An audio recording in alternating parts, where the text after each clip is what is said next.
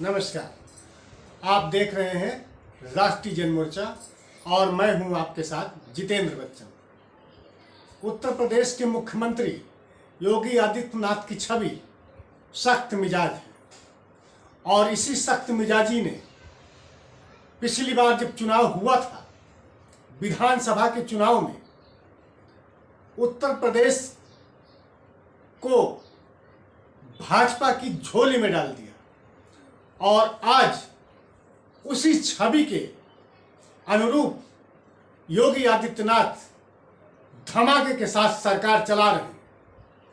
लेकिन आज की परिस्थितियां बहुत बदल चुकी हैं। अभी पिछले दिनों जो पंचायती चुनाव हुआ, ग्राम प्रधान चुने गए, पंचायत सदस्य चुने गए, उसमें आपने देखा कि भाजपा को वो बहुमत नहीं मिला जो मिलना चाहिए था। ये भारतीय जनता पार्टी के साथ साथ योगी आदित्यनाथ के लिए भी एक चुनौती है। चुनौती इसलिए कि अगली साल उत्तर प्रदेश में विधानसभा के चुनाव होने हैं। ये संजोग कहिए या फिर किसी भी स्थिति को मान सकते हैं आप। आज कोरोना महामारी का प्रकोप बहुत तेजी से उत्तर प्रदेश में फैल चुका है। अभी कुछ दिन ही पहले मुख्यमंत्री योगी आदित्यनाथ ने पश्चिमी उत्तर प्रदेश के कई जिलों का दौरा किया। गाजियाबाद, नोएडा, गौतम बुद्ध नगर भी कह सकते हैं, और सहारनपुर, मेरठ, इन जिलों के दौरा करने के बाद लगा था कि कोरोना को लेकर के जो विकट स्थिति पैदा हुई है, यहां सुधार आएगा। उन्होंने, योगी आदित्यनाथ ने सहारनपुर की एक सभा में यह बात भी कही कि अगर अधिकारियों की लापरवाही पाई गई, अस्पताल या डॉक्टर की लापरवाही मिली, तो सख्त से सख्त कार्रवाई होगी। एक और पत्रकार संवाददाता में मुख्यमंत्री योगी आदित्यनाथ ने बोला कि जो हम पहली वेव से कह रहे हैं कि हाई रिस्क कैटेगरी के लोग बाहर ना निकलें, घर में भी मास्क का इस्तेमाल करें। अगर ये चीजें सावधानी हर व्यक्ति बरत ले तो बहुत बड़ा कार्य हो सकता है, क्योंकि इन्फेक्शन की चेन को रोका जा सकता है, बहुत सारे लोगों के अमूल्य जीवन को बचाया जा सकता है। हम लोगों को बताने की आवश्यकता है। हाई रिस्क कैटेगरी में 60 साल से ऊपर के लोग, 10 साल से छोटे के बच्चे, कमजोर इम्यूनिटी के लोग, गर्भवती महिलाएं या एक से अधिक बीमारियों से ग्रसित कोई भी व्यक्ति, ये लोग घर से बाहर निकलने में परहेज करें। शेष अन्य लोगों को घर के बाहर निकलना और जब आवश्यक हो तभी निकलें, लेकिन मास्क जरूर पहनें, 2 गज की दूरी का पालन भी करें। ये उनके स्वयं के बचाव के लिए आवश्यक है। जी सर। अगर इन चीजों का हम व्यापक प्रचार प्रसार करके हर व्यक्ति को मास्क लगाने के लिए उन्हें बाध्य कर सकें, जागरूक कर सकें और 2 गज की दूरी का पालन करने के लिए भी उन्हें जागरूक कर सकेंगे, तो एक बहुत बड़ा कार्य हो सकता है। कोविड के संक्रमण की चेन को हर एक स्तर पर रोकने में मदद मिल सकती है।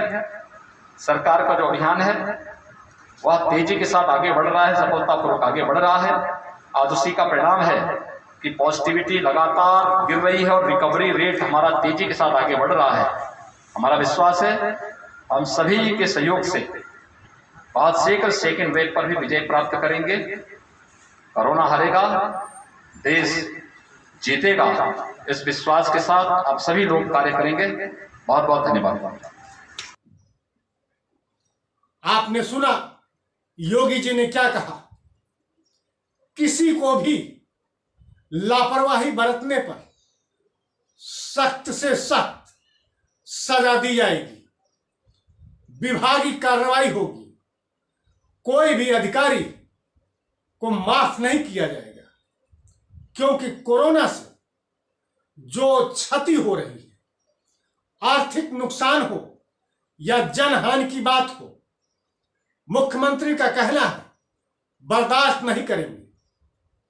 लेकिन उनके लखनऊ जाते ही या राजधानी वापस लौटने के बाद इन्हीं जिलों में जो स्थितियां हैं वो बहुत ही चिंताजनक है।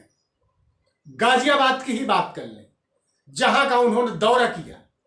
इसी गाजियाबाद में लोनी की चिचौड़ स्वास्थ्य केंद्र का ये हाल है कि कई महीने से यहां झाड़ू तक नहीं लगी।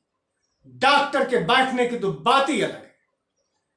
कोई भी मरीज यहां जाता है या किसी भी व्यक्ति को अपने स्वास्थ्य को लेकर के जांच करानी हो तो यहां ताला लटका हुआ मिलता है। एक और गांव है गाजियाबाद का ही है, भिक्खनपुर। यहां के स्वास्थ्य केंद्र में 6 साल से ताला बंद है। न डॉक्टर आता है, न ही कोई स्टाफ। लगातार इतने साल से इस स्वास्थ्य केंद्र में ताला बंद है।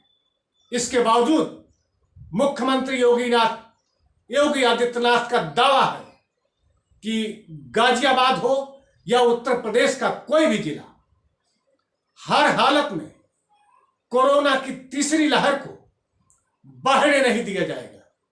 खास करके बच्चों पर विशेष ध्यान होगा। अस्पताल, दवा, डॉक्टर, हर तरह की सुविधा उपलब्ध होगी। लेकिन सच ये है कि सरकार जो कह रही है वो हो नहीं रहा है।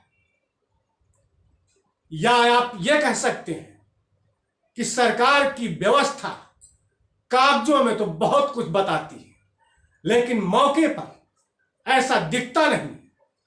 गांव के लोग भी परेशान हैं। नोएडा का एक गांव है, गौतम बुद्ध नगर जिला जिसको कहते हैं, यहां का एक गांव है बिसरख।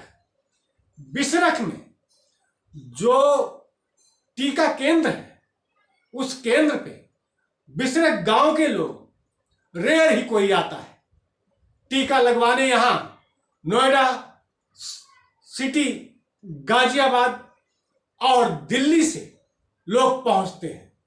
हैरानी है, जिस गांव के लिए यह केंद्र खोला गया कि यहां के लोग, स्थानीय लोगों को कोरोना से मुक्त कराने के लिए टीके की व्यवस्था की गई, वहीं के लोग नहीं पहुंच रहे हैं।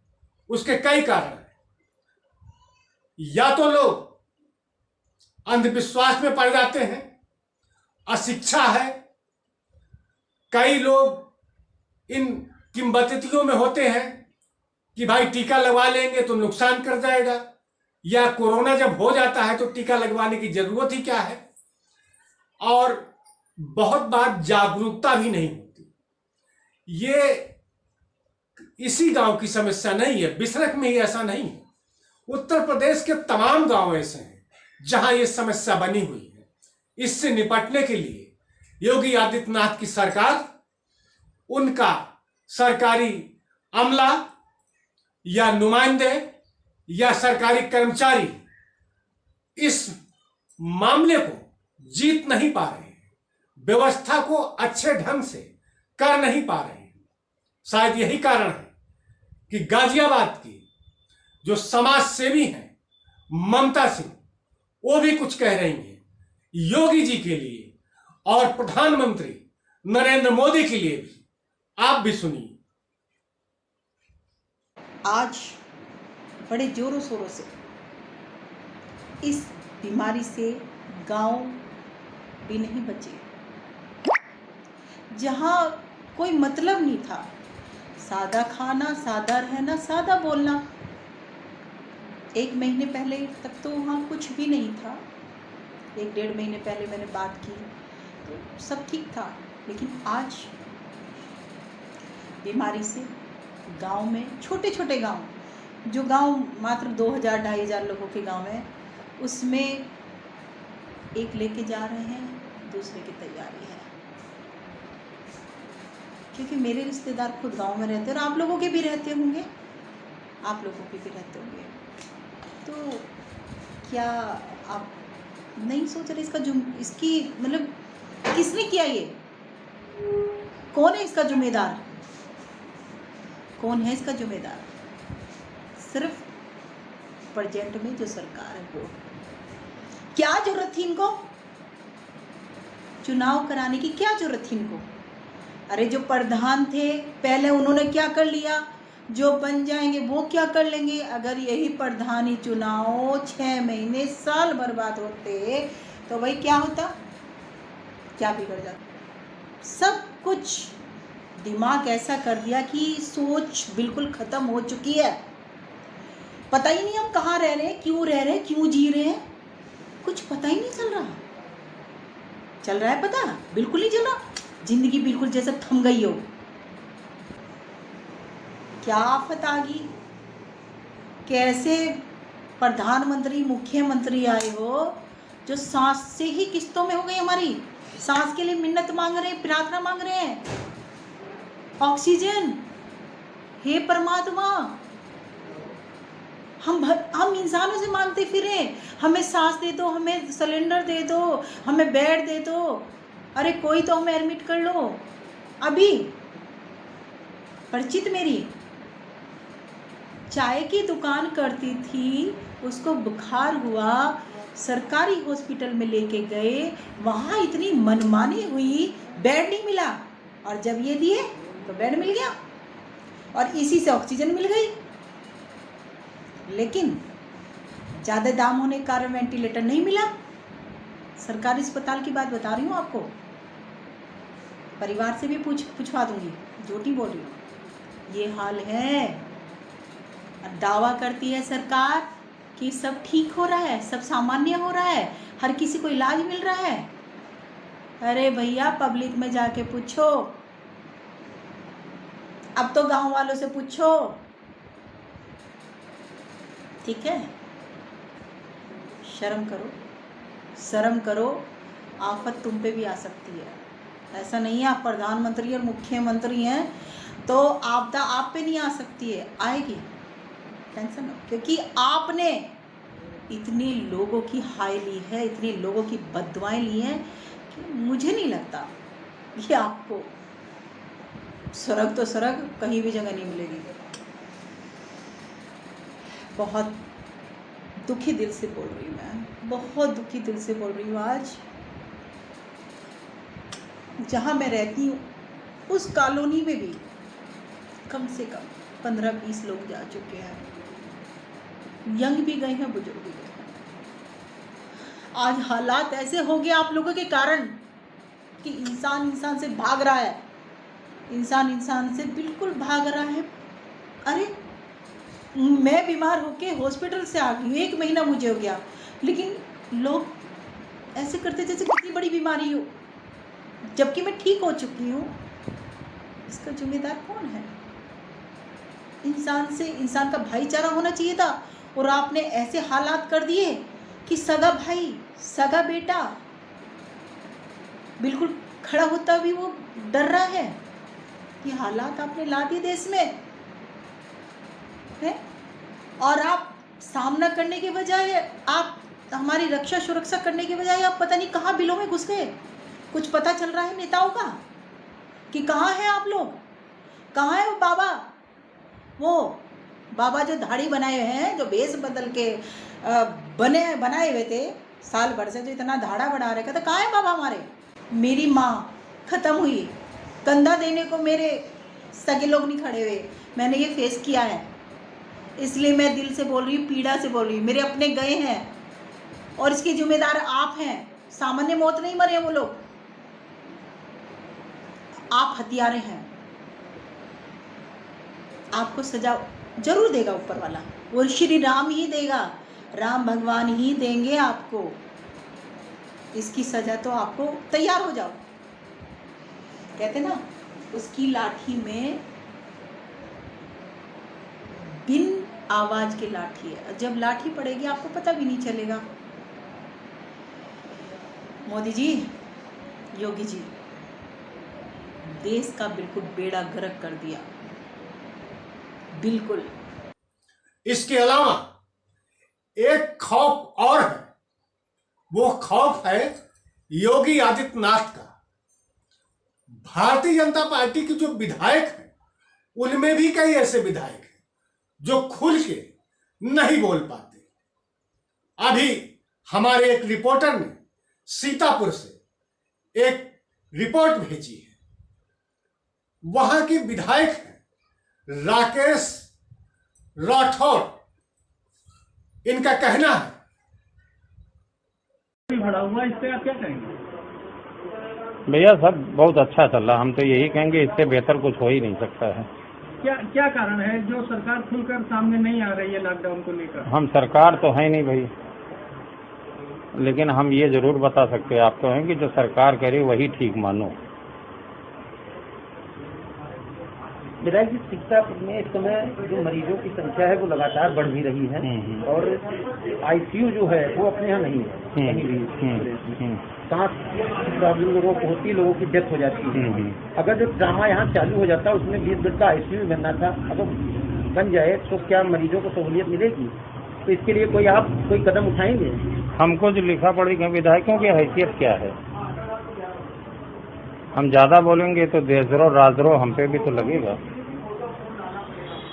तो आप कहना चाहते हैं कि आप सरकार से अपनी कोई बात नहीं कह सकते हैं? क्या आपको लगता है कि विधायक कह सकते हैं अपनी बात को? नहीं, आपने कोई पत्राचार किया होगा? हाँ, वो तो आपको पता है, इससे पहले कई बार छप चुके, पढ़ चुका, कई बार सोशल मीडिया पे भी पढ़ चुका है। आपको भी पता है कि कई बार सवाल उठाया गया, सदन तक उठा। लेकिन सरकार से अगर आप कहेंगे तो ये राष्ट्रद्रोह माना जाता है। नहीं, मतलब अगर लगेगा कि उनको कि कोई बोल पड़ा। सुना आपने, विधायक जी का कहना है कि अगर उन्होंने कुछ बोल दिया तो उनपे भी देशद्रोह लागू हो जाएगा। ये बताता है कि सरकार के मुखिया जो हैं या मुख्यमंत्री जो है प्रदेश के, योगी आदित्यनाथ का, उनका भारतीय जनता पार्टी के विधायकों में किस कदर खौफ है, ये आप राकेश जी ने जो अभी बताया बेहतर समझ सकते हैं। इसके अलावा हम आपको एक और जानकारी देते हैं, वो है उत्तर प्रदेश की ही पुलिस का अमानवीय चेहरा। हमारे रिपोर्टर ने बलिया से एक रिपोर्ट भेजी। सबसे पहले आप इसे देखिए। तब जाके मैं बात किया एक आदमी से, तो फिर उसकी मदद भी कर लिया कि अपने फादर की डेड बॉडी कुछ गरीब हैं इतने, मैंने एक दिन कोविड में देखा अस्पताल में, अमीर आदमी की वही हालत है, कोई मदद करने वाला है नहीं, कोई लगा रहे होंगे अपना मना करें फिर मना करें फिर ना ही जाने दो, ठीक है, जल जाएगा, लकड़ियाँ उसे पकड़ेगी नहीं।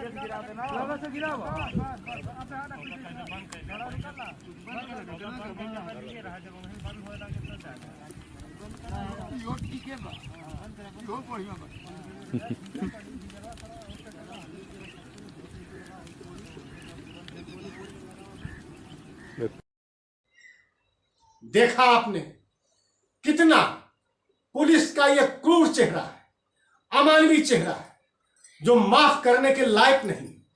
इन पुलिस वालों ने ये बलिया के फेफना की तस्वीर है।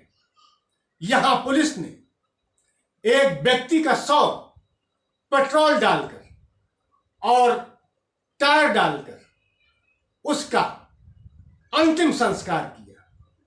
ये किस हिंदू धर्म की या मुस्लिम धर्म का, किसी धर्म में भी इस ढंग के अंतिम संस्कार नहीं किया जाता। ये शव के लिए भी और व्यक्ति विशेष के लिए भी और मानवीयता के लिए भी, इंसानियत को भी शर्मसार करती है। यद्यपि बलिया के एसपी ने 5 पुलिसकर्मियों को इसी मामले में सस्पेंड कर दिया है, लेकिन उत्तर प्रदेश की पुलिस का चेहरा क्यों नहीं साफ सुथरी छवि को हो पाता? ये आप सोचिएगा, सरकार को भी इस पे सोचना चाहिए।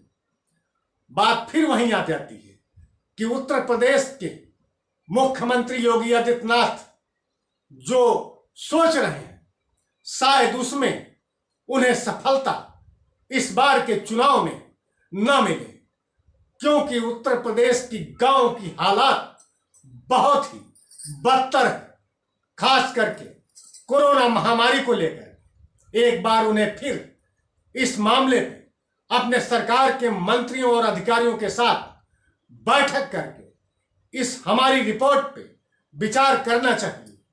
तभी कोरोना महामारी से उपजे हालात काबू में हो सकते हैं। नमस्कार।